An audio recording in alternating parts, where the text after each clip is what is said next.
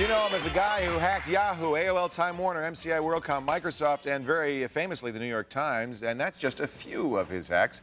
Adrian Lamo, one of the most celebrated hackers in the world today. Do you define yourself as a hacker? Do you consider yourself a hacker? It's not a term that I try to sell myself as. Yeah. People use hacker to mean a lot of different things, and I really just do what I do. It's not limited to computers, so I really don't know if it's hacking. I think Adrian is a really example of a guy with very strongly held beliefs. His ethical scheme may not match society's or other people's, but he believes in it, and he's living up to his own ethical precepts. And you gotta admire a guy like that. He's almost a savant when it comes to cracking. Any company that you hear is a common brand name pretty much had a router with WorldCom, had network connectivity with WorldCom, was managed by WorldCom. They were considered to be highly secure.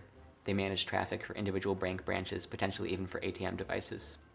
WorldCom used their employee social security numbers as identifiers, sort of pretty much as employee numbers. The passwords also weren't hard.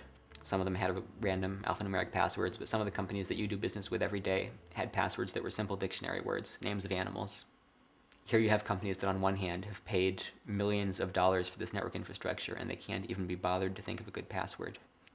By combining these dial-up numbers and the logins, anyone at all with this information could have connected to each and every router that handled the data for Bank of America, Ford, Chrysler, NASA. There were very detailed routing paths, like I could see how the Goddard Space Center talked to NASA headquarters. Really, in just the course of a few hours, anybody could have gone through and turned them all off. Network connectivity for a huge chunk of corporate America and for the government would have just gone away.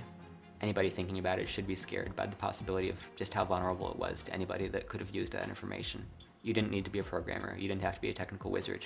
You could have done it from a payphone. Nobody would have ever known who was responsible for it.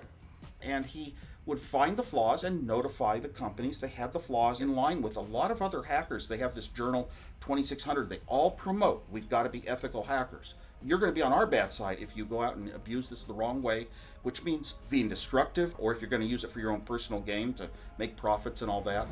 There are these guys and they call themselves helpful hackers. I mean, the truth is that the media wants to portray these guys as helpful hackers because that makes them more interesting.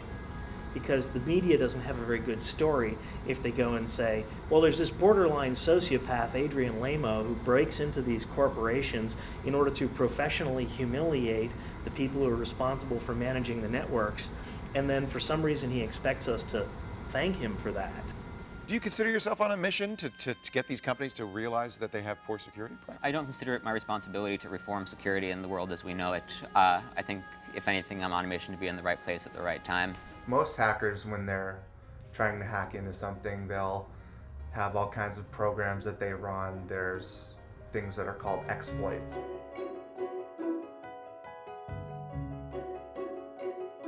Adrian just goes to a web page and starts clicking around a little bit, and all of a sudden he's at some sensitive company information.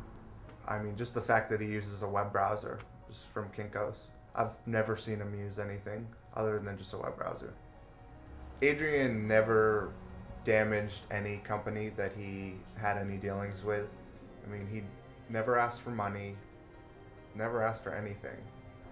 The companies that he helps is just a consequence of what he does. He doesn't wake up in the morning and say, I'm going to hack so-and-so, or I'm going to help so-and-so. He just finds himself someplace looking at some information and thinks, you know, these people might want to close this down so other people don't follow my path in here. If I can get in here, other people can too.